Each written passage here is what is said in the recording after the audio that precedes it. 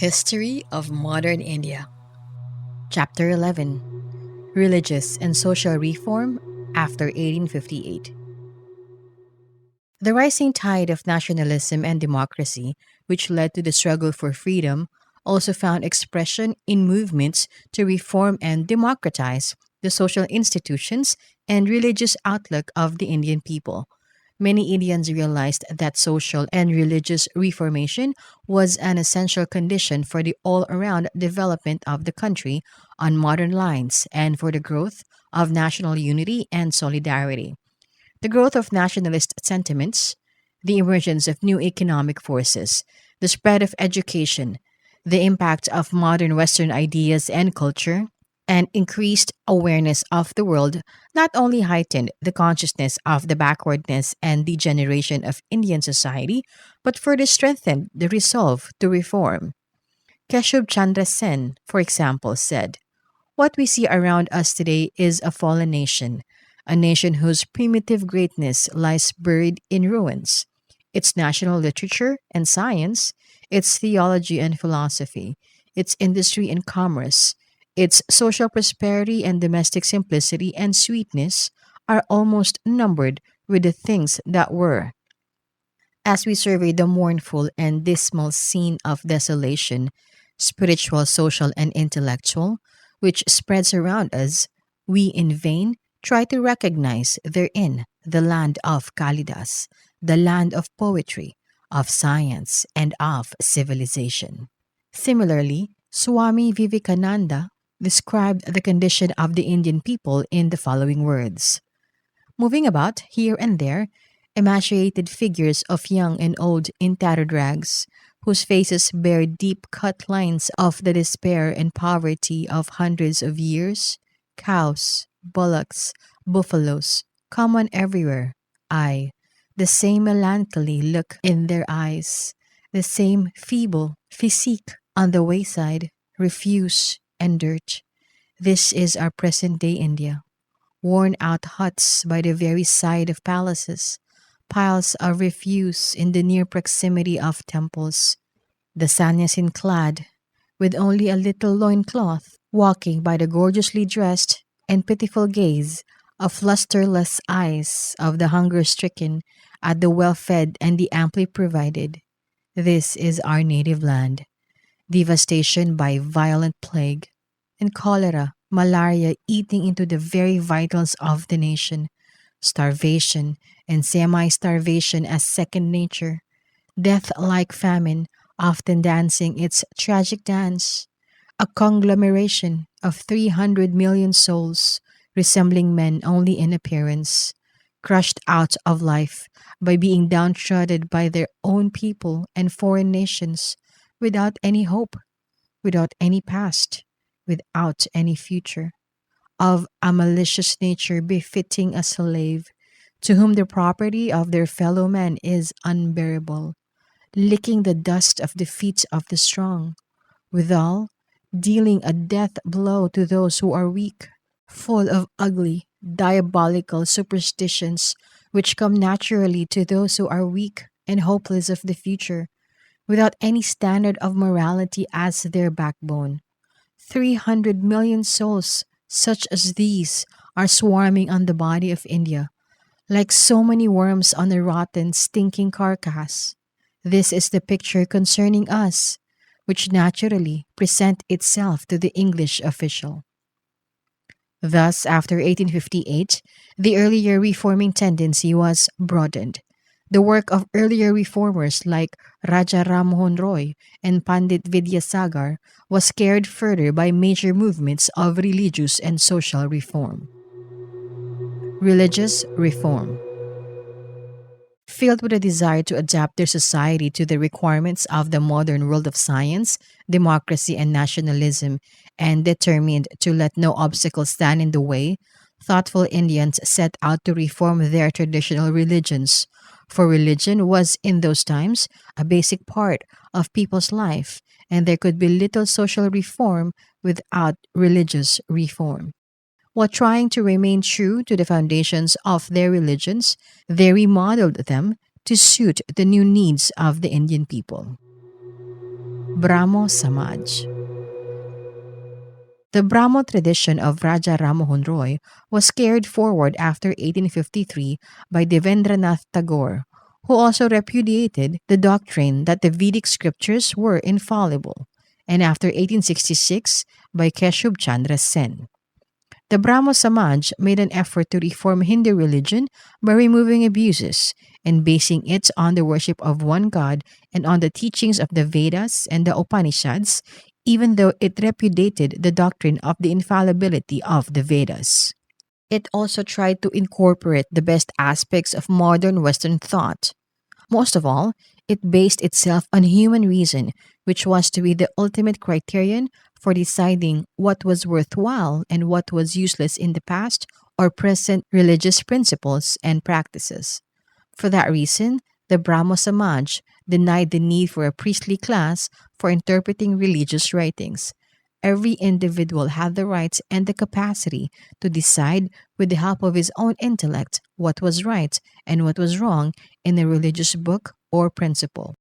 Thus, the Brahmos were basically opposed to idolatry and superstitious practices and rituals, in fact, to the entire Brahmanical system.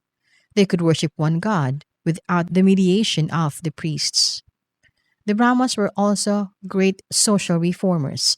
They actively opposed the caste system and child marriage and supported the general uplift of women, including widow remarriage and the spread of modern education to men and women. The Brahmo Samaj was weakened by internal dissensions in the second half of the 19th century. Moreover, its influence was confined mostly to urban educated groups. Yet it had a decisive influence on the intellectual, social, cultural, and political life of Bengal and the rest of India in the 19th and 20th centuries. Religious reform in Maharashtra. Religious reform was begun in Bombay in 1840 by the Paramahansa Mandali, which aimed at fighting idolatry and the caste system. Perhaps the earliest religious reformer in western India was Gopal Hari Deshmukh, known popularly as Lokahitwadi, who wrote in Marathi, made powerful rationalist attacks on Hindu orthodoxy, and preached religious and social equity. For example, he wrote in the 1840s.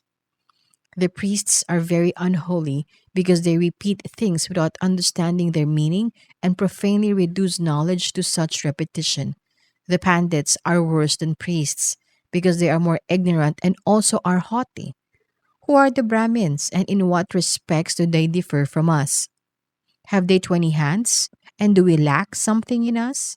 When such questions are now asked, the Brahmins should give up their foolish concepts. They must accept that all men are equal and everybody has a right to acquire knowledge. He also said that if religion did not sanction social reforms, then religion should be changed, for after all, religion was made by human beings and scriptures written long ago might not remain relevant to later times. Later, the Prarthana Samaj was started with the aim of reforming Hindu religious thought and practice in the light of modern knowledge. It preached the worship of one God and tried to free religion of caste orthodoxy and priestly domination. Two of its great leaders were R.G. Bandarkar, the famous Sanskrit scholar and historian, and Mahadev Govind Ranade. It was powerfully influenced by the Brahmo Samaj. Its activities also spread to South India as a result of the efforts of the Telugu reformer Veerasalingam. One of the greatest rationalist thinkers of modern India, Gopal Ganesh Agarkar, also lived and worked in Maharashtra at this time. Agarkar was an advocate of the power of human reason. He sharply criticized any blind dependence on tradition or the false glorification of India's past. Ramakrishna and Vivekananda. Ramakrishna Paramahamsa, 1834 to 1886, was a saintly person who sought religious salvation in the traditional ways of renunciation, meditation, and devotion or bhakti. In his search for religious truth or the realization of God, he lived with mystics of other faiths, Muslims, and Christians. He again and again emphasized that there were many roads to God and salvation, and that service of man was service of God, for man was the embodiment of God. It was his great disciple, Swami Vivekananda, 1863 to 1902, that popularized his religious message and who tried to put it in a form that would suit the needs of contemporary Indian society. Above all, Vivekananda stressed social action. Knowledge unaccompanied by action in the actual world in which we live was useless, he said. He too, like his guru, proclaimed the essential oneness of all religions and condemned any narrowness in religious matters. Thus, he wrote in 1898, "For our own motherland, a junction of the two great systems, Hinduism and Islam, is the only hope." At the same time, he was convinced of the superior approach of the Indian philosophical tradition. He himself subscribed to Vedanta, which he declared to be a fully rational system. Vivekananda criticized Indians for having lost touch with the rest of the world and become stagnant and mummified. He wrote, "The fact of our isolation from all other nations of the world is the cause of our degeneration, and its only remedy is getting back into the current of the rest of the world. Motion is the sign of life." Vivekananda condemned the caste system and the current Hindu emphasis on rituals and superstitions and urged the people to imbibe the spirit of liberty, equality, and free thinking. Thus, he bitingly remarked, "There is a danger of our religion getting into the kitchen. We are neither Vedantists, most of us now, nor Puranics, nor Tantrics. We are just don't touchists. Our religion is in the kitchen. Our God is the cooking pot, and our religion is don't touch me, I am holy. If this goes on for another century, every one of us will be in a lunatic asylum." Regarding liberty of thought, he said, "Liberty in thought and action is the only condition of life, growth, and well being. Where it does not exist, the man, the race, and the nation must go down." Like his guru, Vivekananda was also a great humanist. Shocked by the poverty, misery, and suffering of the common people of the country, he wrote, "The only God in whom I believe, the sum total of all souls, and above all, my God, the wicked, my God, the afflicted, my God, the poor of all races." To the educated Indians, he said, "So long as the millions live in hunger and ignorance, I hold every man a traitor, who, having been educated at their expense, pays not the least heed to them." In 1897, Vivekananda founded the Ramakrishna Mission to carry on humanitarian relief and social work. The mission had many branches in different parts of the country and carried on social service by opening schools, hospitals and dispensaries, orphanages, libraries, etc. It thus laid emphasis not on personal salvation but on social good or social service. Swami Dayanand and Arya Samaj. The Arya Samaj undertook the task of reforming Hindu religion in North India. It was founded in 1875 by Swami Dayanand Saraswati, 1824 to 1883. Swami Dayanand believed that selfish and ignorant priests had perverted Hindu religion with the aid of the Puranas, which, he said, were full of false teachings. For his own inspiration, Swami Dayanand went to the Vedas, which he regarded as infallible, being the inspired word of God and as the fount of all knowledge. He rejected such later religious thought as conflicted with the Vedas. This total dependence on the Vedas and their infallibility gave his teachings an orthodox coloring, for infallibility meant that human reason was not to be the final deciding factor. However, his approach had a rationalist aspect, because the Vedas, though revealed, were to be rationally interpreted by himself and others, who were human beings. Thus, individual reason was the decisive factor. He believed that every person had the right of direct access to God. Moreover, instead of supporting Hindu orthodoxy, he attacked it and led a revolt against it. The teachings he derived from his own interpretation of the Vedas were consequently similar to the religious and social reforms that other Indian reformers were advocating.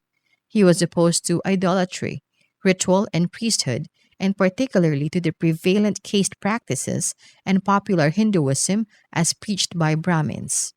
He also directed attention towards problems of men as they lived in this real world and away from the traditional belief in the other world. He also favored the study of Western sciences. Interestingly enough, Swami Dayanand had met and had discussions with Keshub Chandra Sen, Vidyasagar, Justice Ranade, Gopal Hari Deshmukh, and other modern religious and social reformers. In fact, the ideas of the Arya Samaj, with its Sunday meeting, resembled the practices of the Brahmo Samaj and the Prarthana Samaj in this respect. Some of Swami Dayanand's followers later started a network of schools and colleges in the country to impart education on Western lines. Lala Hansraj played the leading part in this effort. On the other hand, in 1902, Swami Shraddhananda started the Gurukul near Hardwar to propagate the more traditional ideas of education. The Arya Samajists were vigorous advocates of social reform and worked actively to improve the condition of women and to spread education among them. They fought untouchability and the rigidities of the hereditary caste system. They were thus advocates of social equality and promoted social solidarity and consolidation. They also inculcated a spirit of self respect and self reliance among the people. This promoted nationalism. At the same time, one of the Arya Samaj's objectives was to prevent the conversion of Hindus to other religions. This led to start a crusade against other religions. This crusade became a contributory factor in the growth of communalism in India in the 20th century. While the Arya Samaj reformist work tended to remove social ills and to unite people, its religious work tended, though perhaps unconsciously, to divide the growing national unity among Hindus, Muslims, Parsis, Sikhs, and Christians. It was not seen clearly that in India national unity had to be secular and above religion so that it would embrace the people of all religions. The Theosophical Society.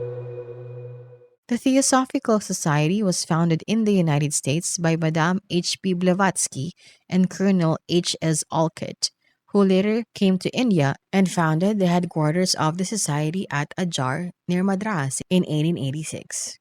The Theosophist movement soon grew in India as a result of the leadership given to it by Mrs. Annie Besant, who had come to India in 1893. The Theosophists advocated the revival and the strengthening of the ancient religions of Hinduism, Zoroastrianism, and Buddhism. They recognized the doctrine of the transmigration of the soul. They also preached the universal brotherhood of man. As religious revivalists, the Theosophists were not very successful, but they made a peculiar contribution to developments in modern India. It was a movement led by Westerners who glorified Indian religious and philosophical traditions. This helped Indians recover their self confidence, even though it tended to give them a sense of false pride in their past greatness. One of Mrs. Besant's many achievements in India was the establishment of the Central Hindu School at Benaras, which was later developed by Madame Mohan Malaviya into the Benaras Hindu University. Syed Ahmad Khan and the Aligarh School. Movements for religious reform were late in emerging among the Muslims. The Muslim upper classes had tended to avoid contact with Western education and culture, and it was mainly after the revolt of 1857 that modern ideas of religious reform began to appear. A beginning in this direction was made when the Mohammedan Literary Society was founded at Calcutta in 1863. This society promoted discussion of religious, social, and political questions in the light of modern ideas and encouraged upper and middle class Muslims to take to Western education. The most important reformer among the Muslims was Sayyid Ahmad Khan, 1817 to 1898. He was tremendously impressed by modern scientific thought and worked all his life to reconcile it with Islam. This he did, first of all, by declaring that the Quran alone was the authoritative work for Islam and all other Islamic writings were secondary. Even the Quran he interpreted in the light of contemporary rationalism and science. In his view, any interpretation of the Quran that conflicted with human reason, science, or nature was in reality a misinterpretation. Nor were religious tenets immutable, he said. If religion did not change with time, it would become fossilized as had happened in India. All his life, he struggled against blind obedience to tradition, dependence on custom, ignorance, and irrationalism. He urged the people to develop a critical approach and freedom of thought. So long as freedom of thought is not developed, there can be no civilized life, he declared. He also warned against fanaticism, narrow mindedness, and exclusiveness, and urged students and others to be broad minded and tolerant. A closed mind, he said, was the hallmark of social and intellectual backwardness. Praising the study of world classics, he remarked, the student will learn to appreciate the temper with which great minds approach the consideration of great questions. He will discover that truth is many sided, that it is not identical or merely coextensive with individual opinion, and that world is a good deal wider than his own sect, society, or class. Syed Ahmad Khan believed that the religious and social life of the Muslims could be improved only by imbibing modern Western scientific knowledge and culture. Therefore, promotion of modern education remained his first task throughout his life. As an official, he founded schools in many towns and had many Western books translated into Urdu. In 1875, he founded at Aligarh the Mohammedan Anglo Oriental College as a center for spreading Western sciences and culture. Later, this college grew into the Aligarh Muslim University. Syed Ahmad Khan was a great believer in religious toleration. He believed that all religions had a certain underlying unity which could be called practical morality. Believing that a person's religion was his or her private affair, he roundly condemned any sign of religious bigotry in personal relations. He was also opposed to communal friction. Appealing to Hindus and Muslims to unite, he said in 1883, now both of us live on the air of India, drink the holy waters of the Ganga and Jumna. We both feed upon the products of the Indian soil. We are together in life and death. Living in India, both of us have changed our blood. The color of our bodies has become the same. The color of our bodies has become the same. Our features have become similar. The Mussalmans have adopted numerous Hindu customs. The Hindus have accepted many Muslim traits of conduct. We became so fused that we developed the new language of Urdu, which was neither our language nor that of the Hindus.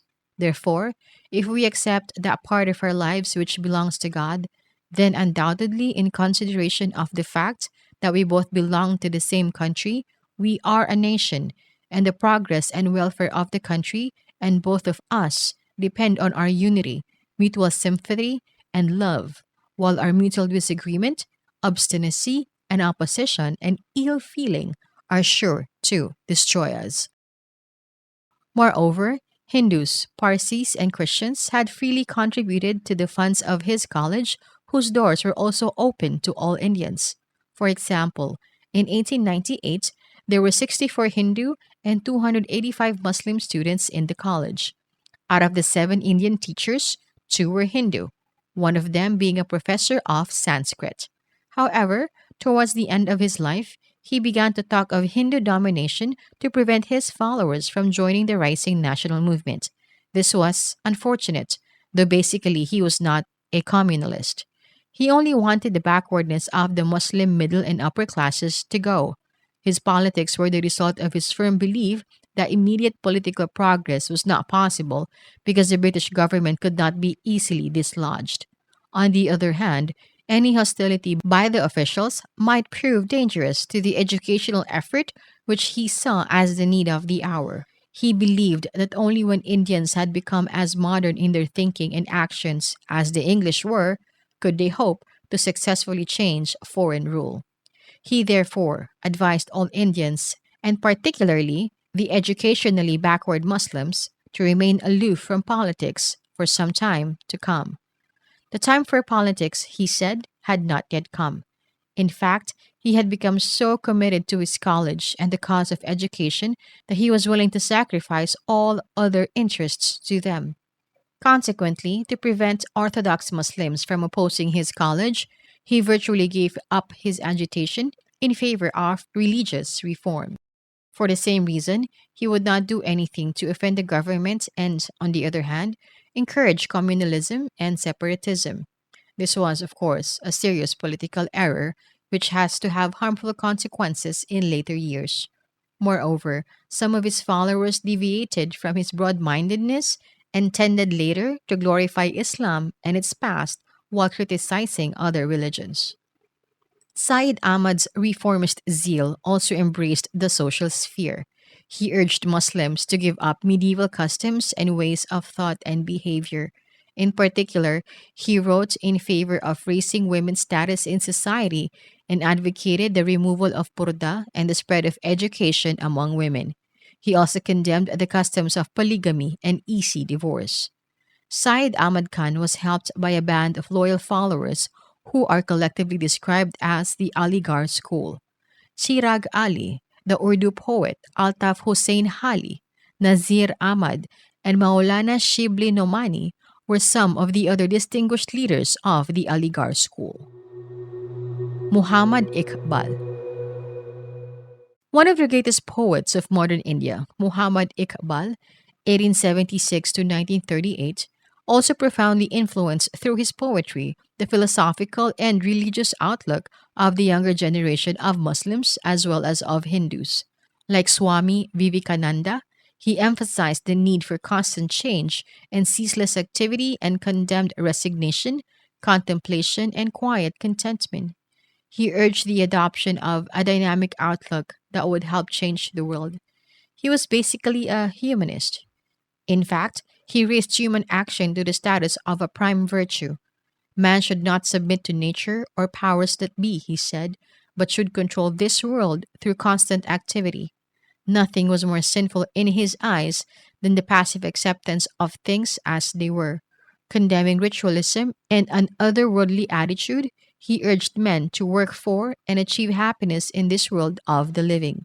In his earlier poetry, he extolled patriotism, though later he encouraged Muslim separatism. Religious reform among the Parsis.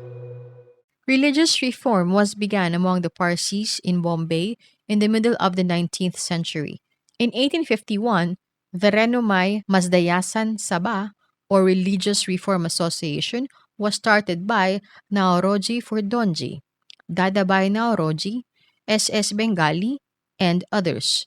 It campaigned against the entrenched orthodoxy in the religious field and initiated the modernization of Parsi social customs regarding the education of women, marriage, and the social position of women in general.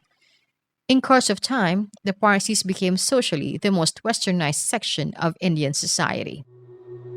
Religious reform among the Sikhs. Religious reform among the Sikhs was begun at the end of the 19th century when the Khalsa College was started at Amritsar. But the reform effort gained momentum after 1920 when the Akali movement rose in the Punjab.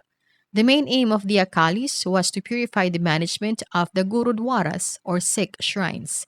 These Gurudwaras had been heavily endowed with land and money by devout Sikhs, but they had come to be managed autocratically by corrupt and selfish Mahants. The Sikh masses, led by the Akalis, started in 1921 a powerful satyagraha against the Mahants and the government which aided them. The Akalis soon forced the government to pass a new Gurudwara Act in 1922, which was later amended in 1925. Sometimes with the aid of the act, but often through direct action, the Sikhs gradually turned out of the Gurudwaras the corrupt Mahants, even though hundreds of lives had to be sacrificed in the process. Apart from the reform movements and individual reformers discussed above, there were numerous other similar movements and individuals during the 19th and 20th centuries. The religious reform movements of modern times had an underlying unity. Most of them were based on the twin doctrines of reason, or rationalism, and humanism, though they also sometimes tended to appeal to faith and ancient history to bolster their appeal. Moreover, it was to the rising middle classes and the modern educated intellectuals that they appealed most. They tried to free from anti intellectual religious dogmas and blind faith the human intellect's capacity to think and reason. They opposed the ritualistic, superstitious, irrational, and obscurantist elements in Indian religions. Many of them abandoned, though to varying degrees, the principle of authority in religion and evaluated truth in any religion or its holy books by its conformity to logic, reasons, or science. Swami Vivekananda said, "Is religion to justify itself by the discoveries of reason through which every science justifies itself? Are the same methods of investigation which apply to the sciences and knowledge outside to be applied to the science of religion? In my opinion, this must be so.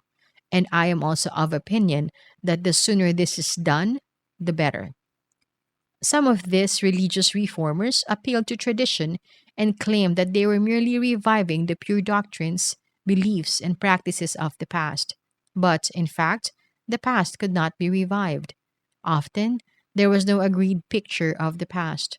The problems that an appeal to the past often created were posed by Justice Ranade, who had himself often asked the people to revive the best traditions of the past, in the following words: "What shall we revive? Shall we revive the old habits of our people, when the most sacred of our castes indulged in all the abominations, as we now understand them, of animal food and intoxicating drink?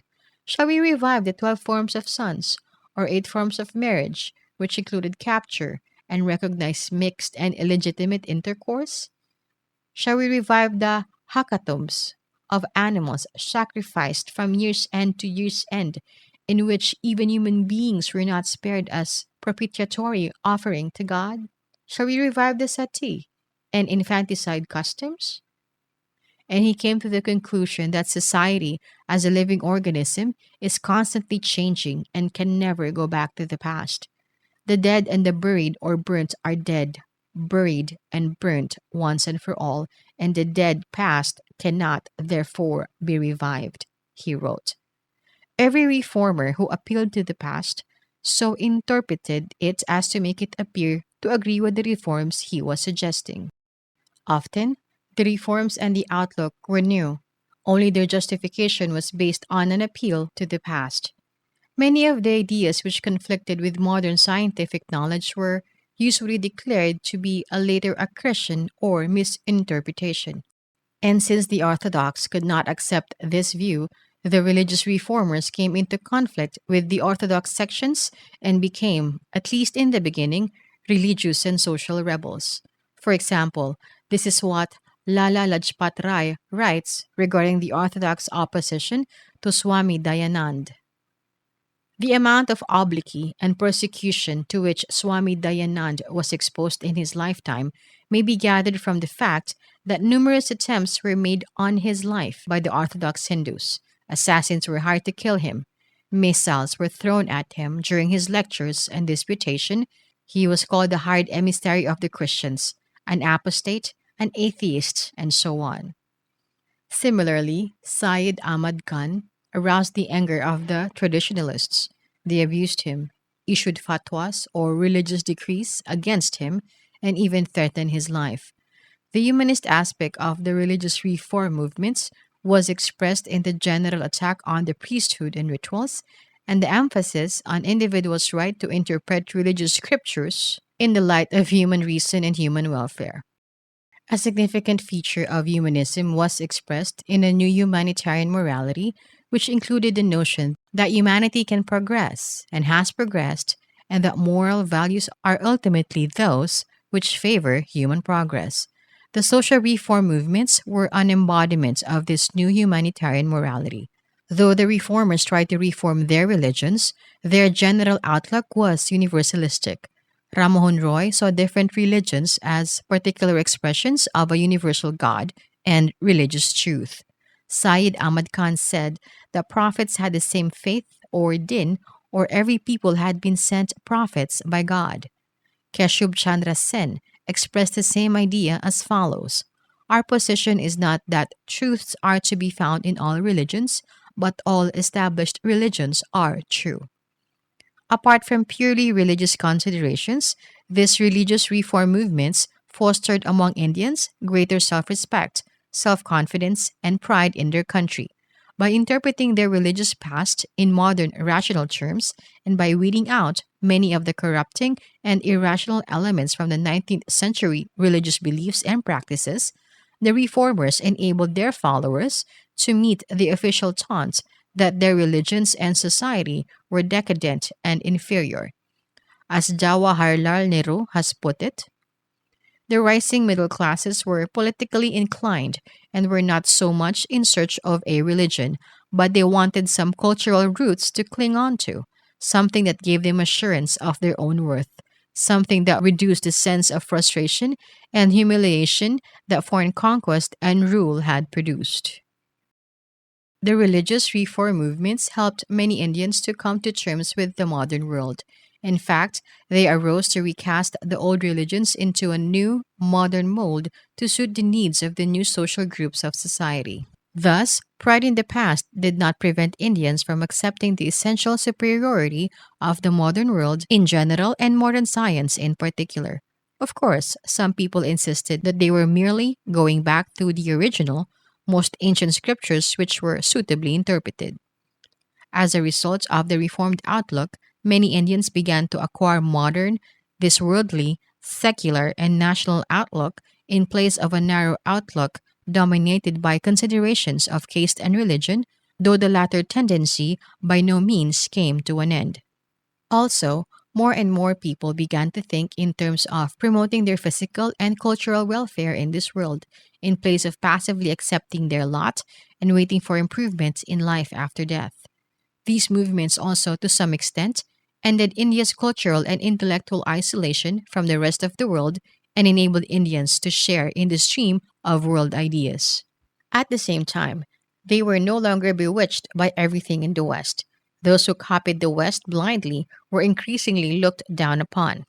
In fact, while adopting a critical attitude towards backward elements of traditional religions and culture and welcoming positive elements of modern culture, most religious reformers also opposed a blind imitation of the West and waged an ideological struggle against the colonialization of Indian culture and thought.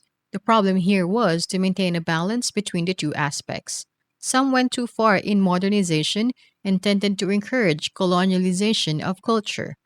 Others defended traditional thought, culture, and institutions to the extent of glorifying them and opposing any introduction of modern ideas and culture. The best of reformers argued that modern ideas and culture could be best imbibed by integrating them into Indian cultural streams. Two negative aspects of the religious reform movements may also be noted. First, all of them catered to the needs of a small percentage of the population, the urban middle and upper classes. None of them could reach the vast masses of the peasantry and the urban poor, who continued by and large to lead their lives in traditional, custom ridden ways. This was because they basically gave voice to the urges of the educated and the urban strata of Indian society. The second limitation, which later became a major negative factor, was the tendency to look backward, appeal to past greatness, and to rely on scriptural authority. These tended to go against the positive teachings of the reform movements themselves.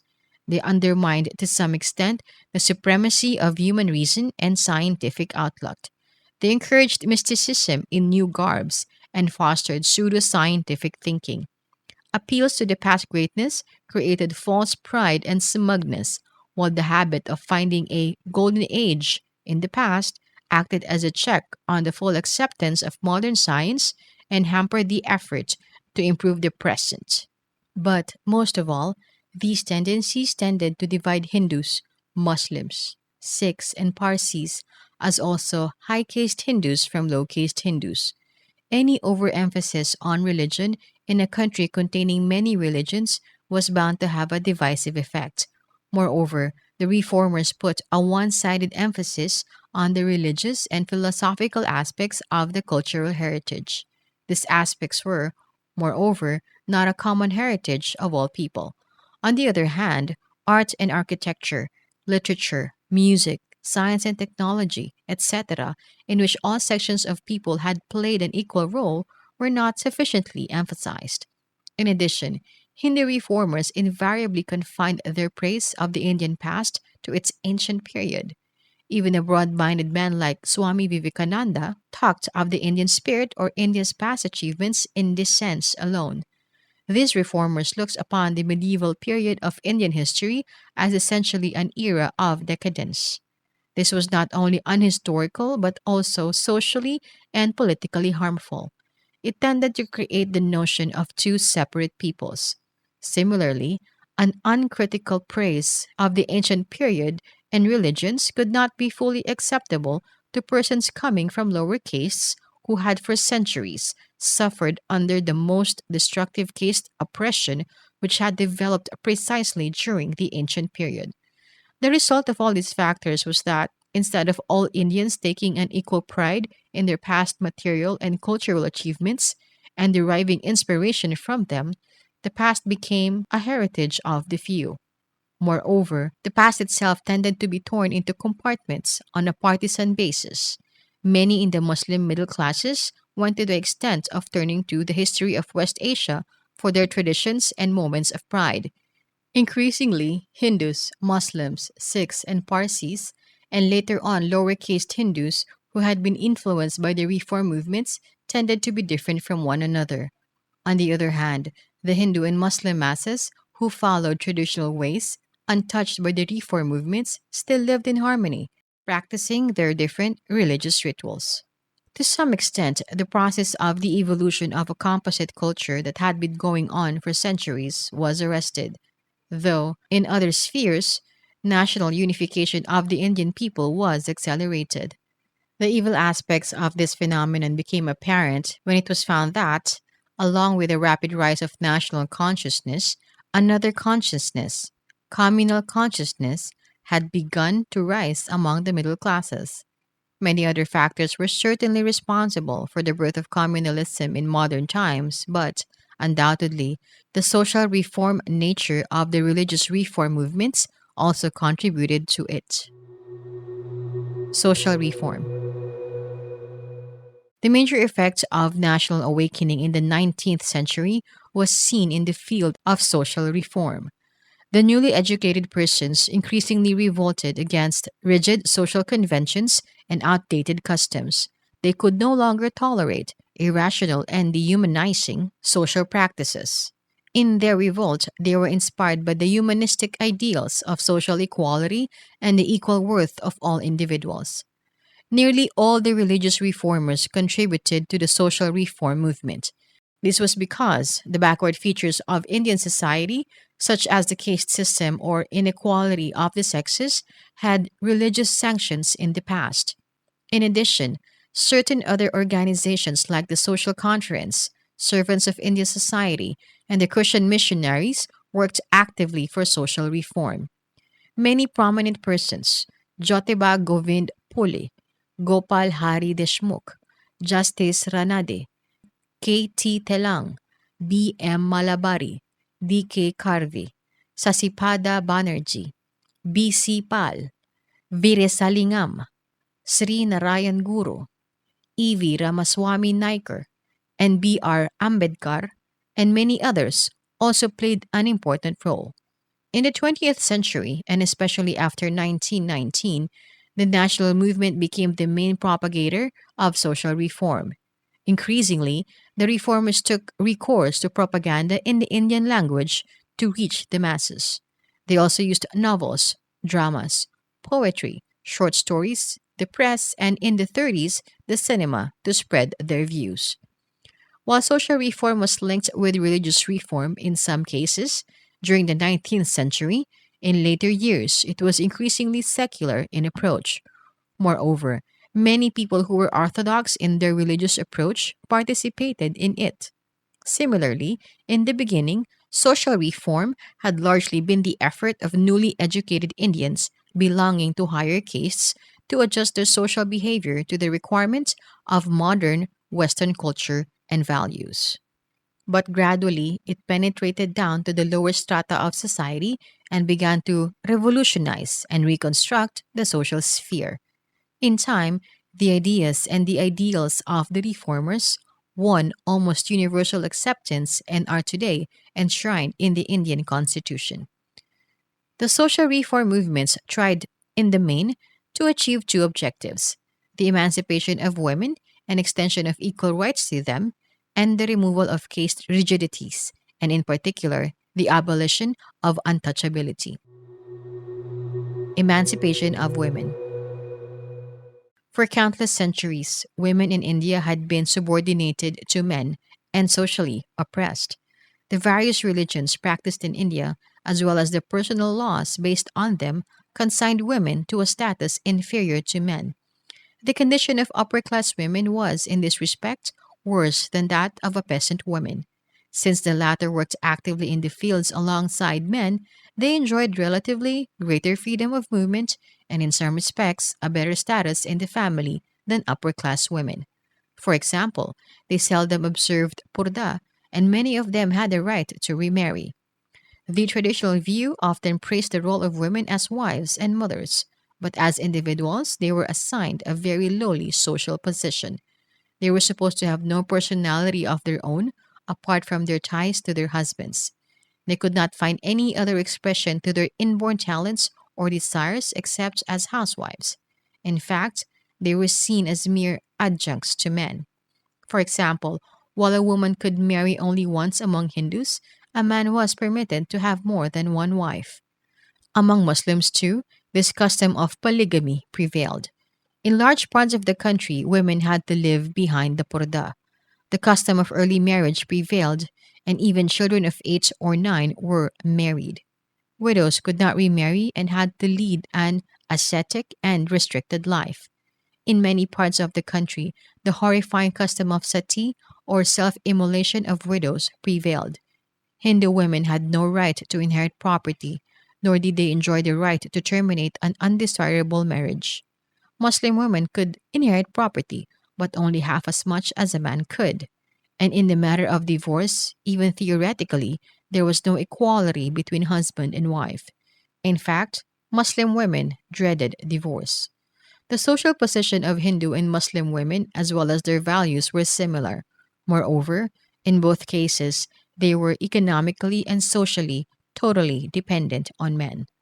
Lastly, the benefit of education was denied to most of them. In addition, women were taught to accept their subjection and even to welcome it as a badge of honor. It is true that occasionally women of the character and personality of Raisa Sultana, Chand Bibi, or Ahilya Bai Holkar arose in India, but they were exceptions to the general pattern and did not in any way change the picture. Moved by the humanitarian and egalitarian impulses of the 19th century, the social reformers started a powerful movement to improve the position of women. While some reformers appealed to ideals of individuality and equality, others declared that true Hinduism or Islam or Zoroastrianism did not sanction the inferior status of women and that true religion assigned them a high social position. Numerous individuals, reform societies, and religious organizations worked hard to spread education among women, to encourage widow remarriage, to improve the living conditions of widows, to prevent marriage of young children, to bring women out of the purdah, to enforce monogamy, and to enable middle class women to take up professions or public employment. After the 1880s, when the Dufferin hospitals, named after Lady Dufferin, the wife of the Viceroy, were started, efforts were made to make modern medicine and child delivery techniques available to Indian women. The movement for the liberation of women received a great stimulus from the rise of militant national movements in the 20th century. Women played an active and important role in the struggle for freedom. They participated in large numbers in the agitation against the partition of Bengal and in the Home Rule movement.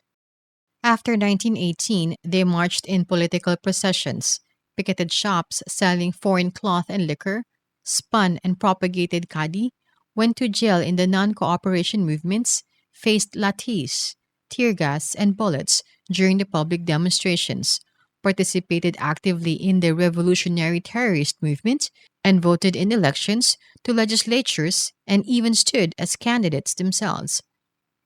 Sarojini Naidu, the famous poetess, became president of the National Congress.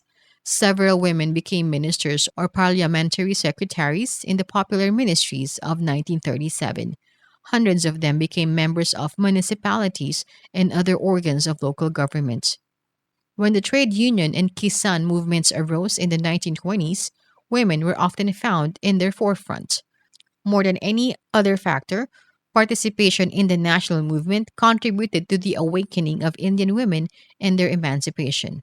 For how could those who had braved British jails and bullets be declared inferior? And how could they any longer be confined to the home and be satisfied with life of a doll or a slave girl? They were bound to assert their rights as human beings. Another important development was the birth of a women's movement in the country. Up to the 1920s, enlightened men had worked for the uplift of women. Now aware and self confident, women undertook that task. They started many organizations and institutions for the purpose, the most outstanding of which was the All India Women's Conference, founded in 1927. Women's struggle for equality took a big step forward with the coming of independence. Articles 14 and 15 of the Indian Constitution of 1950 guarantee the complete equality of men and women. The Hindu Succession Act of 1956 made the daughter an equal co heir with the son. The Hindu Marriage Act of 1955 permitted dissolution of marriage on specific grounds. Monogamy was also made mandatory for men as well as women. But the evil custom of dowry still continues even though the demanding of dowry has been banned. The Constitution gives women equal rights to work and to get employment in state agencies. The directive principles of the Constitution lay down the principle of equal pay for equal work for both men and women. Of course, many visible and invisible obstacles still remain in putting the principle of the equality of sexes into practice. A proper social climate has still to be created. But the social reform movements, the freedom struggle, the women's movement, and the Constitution of Free India have made a big contribution to this direction. Struggle against caste. The caste system was another major target of attack for the social reform movement. The Hindus were at this time divided into numerous castes or jatis. The caste into which a man was born determined large areas of his life. It determined whom he would marry and with whom he would dine. It largely determined his profession as also his social loyalties. Moreover, the castes were carefully graded into a hierarchy of status. At the bottom of the ladder came the untouchables or scheduled castes as they came to be called later, who formed about 20% of the Hindu population. The untouchables suffered from numerous severe disabilities and restrictions, which of course varied from place to place. Their touch was considered impure and was a source of pollution. In some parts of the country, particularly in the south, their very shadow was to be avoided, so that they had to move away if a Brahmin was seen or heard coming. An untouchable's dress, food, place of residence, all were carefully regulated. He could not draw water from wells and tanks used by the higher castes. He could do so only from wells and tanks specially reserved for untouchables. Where no such well or tank existed, he had to drink dirty water from ponds and irrigation canals. He could not enter the Hindu temples or study the Shastras. Often, his children could not attend a school in which the children of caste Hindus studied. Public services such as the police and the army were closed to him. The untouchables were forced to take up menial and other such jobs which were considered unclean, for example, scavenging, shoemaking, removing dead bodies, skinning dead animals, tanning hides and skins. Usually denied ownership of land, many of them worked even as tenants at will and field laborers. The caste system was an evil in another respect. Not only was it humiliating and inhuman and based on the anti democratic principle of inequality by birth, it was also a cause of social disintegration. It splintered people into numerous groups. In modern times, it became a major obstacle in the growth of a united feeling and the spread of democracy. It may also be noted that caste consciousness, particularly with regard to marriage, prevailed also among Muslims, Christians, and Sikhs, who practice untouchability though in a less virulent form. British rule released many forces which gradually undermined the caste system. The introduction of modern industries, railways and buses, and growing urbanization made it difficult to prevent mass contact among persons of different castes, especially in the cities. Modern commerce and industry opened new fields of economic activity to all. For example, a Brahmin or upper caste merchant could hardly miss the opportunity of trading in skins or shoes, or would he agree to deny himself the opportunity of becoming a doctor or a soldier? Free sale of land upsets the caste balance in many villages. The close connection between caste and vocation could hardly continue in a modern industrial society in which the profit motive was increasingly becoming dominant. In matters of administration, the British introduced equality before law, took away the judicial functions of caste panchayats, and gradually opened the doors of administrative services to all castes. Moreover, the new educational system was wholly secular and therefore basically opposed to caste distinctions and the caste outlook. As modern democratic and rationalist ideas spread among Indians, they began to raise their voice against the caste system. The Brahmo Samaj, the Prarthana Samaj, the Arya Samaj, the Ramakrishna Mission, the Theosophists, the Social Conference, and nearly all the great reformers of the 19th century attacked it.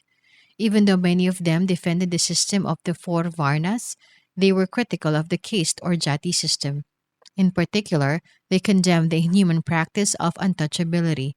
They also realized that national unity and national progress in political, social, and economic fields could not be achieved so long as millions were deprived of their right to live with dignity and honor. The growth of the national movement played a significant role in weakening the caste system. The national movement was opposed to all those institutions which tended to divide the Indian people. Common participation in public demonstrations, joint public meetings, and satyagraha struggles weakened caste consciousness. In any case, those who were fighting for freedom from foreign rule in the name of liberty and equality could hardly support the caste system which was totally opposed to these principles. Thus, from the beginning, the Indian National Congress, and in fact the entire national movement, opposed caste privileges and fought for equal civic rights and equal freedom for the development of the individual without distinction of caste, sex, or religion. All his life, Gandhiji kept the abolition of untouchability at the forefront of his public activities. In 1932, he founded the All India Harijan Sangh for this purpose. His campaign for the root and branch removal of untouchability was based on the grounds of humanism and reason. He argued that there was no sanction for untouchability in the Hindu Shastras, but if any Shastra approved of untouchability, it should be ignored, for it would then be going against human dignity. Truth, he said, could not be confined within the covers of a book. Since the middle of the 19th century, numerous individuals and organizations worked to spread education among the untouchables, or depressed classes and scheduled castes, as they came to be called later, to open the doors of schools and temples to them, to enable them to use public wells and tanks, and to remove other social disabilities and distinctions from which they suffered. As education and awakening spread, the lower castes themselves began to stir. They became conscious of their basic human rights and began to rise in defense of these rights. They gradually built up a powerful movement against the traditional oppression by the higher castes. In Maharashtra, in the second half of the 19th century, Jyotiba Phule, born in a lower caste family, led a lifelong movement against Brahmanical religious authority as part of his struggle against upper caste domination. He regarded modern education as the most important weapon for the liberation of the lower castes. He was the first to open several schools for girls of the lower castes. Dr. B.R. Ambedkar, who belonged to one of the scheduled castes, devoted his entire life to fighting against caste tyranny. He organized the All India Scheduled Castes Federation for the purpose. Several other scheduled caste leaders founded the All India Depressed Classes Association. In Kerala, Sri Narayan Guru organized a lifelong struggle against the caste system. He coined the famous slogan, "One religion, one caste, and one God for mankind." In South India, the non Brahmins organized during the 1920s the self respect movement to fight the disabilities which Brahmins had imposed upon them. Numerous satyagraha movements were organized all over India jointly by the upper and depressed castes against the ban on the latter's entry into temples and other such restrictions. The struggle against untouchability could not, however, be fully successful under alien rule. The foreign government was afraid of arousing the hostility of the orthodox sections of society. Only the government of a free India could undertake a radical reform of society. Moreover, the problem of social uplift was closely related to the problem of political and economic uplift. For example, economic progress was essential for raising the social status of the depressed castes. So also were the spread of education and political rights. This was fully recognized by the Indian leaders. Dr. Ambedkar, for example, said, "Nobody can remove your grievance as well as you can, and you cannot remove these unless you get political power into your hands. We must have a government in which men in power will not be afraid to amend the social and economic code of life, which the dictates of justice and expediency so urgently call for. This role the British government will never be able to play. It is only a government which is of the people, for the people, and by the people. In other words, it is only the Swaraj government that will make it possible." The Constitution of 1950 has provided the legal framework for the final abolition of untouchability. It has declared that untouchability is abolished and its practice in any form is forbidden. The endorsement of any disability arising out of untouchability shall be an offense punishable in accordance with law. The Constitution further forbids any restrictions on the use of wells, tanks, and bathing ghats, or on access to shops, restaurants, hotels, and cinemas.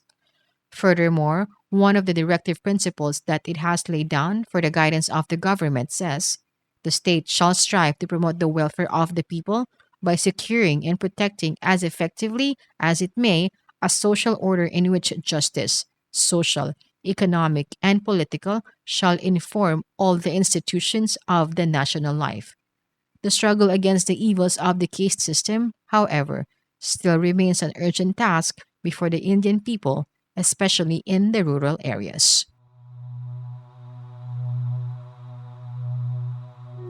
End of chapter 11.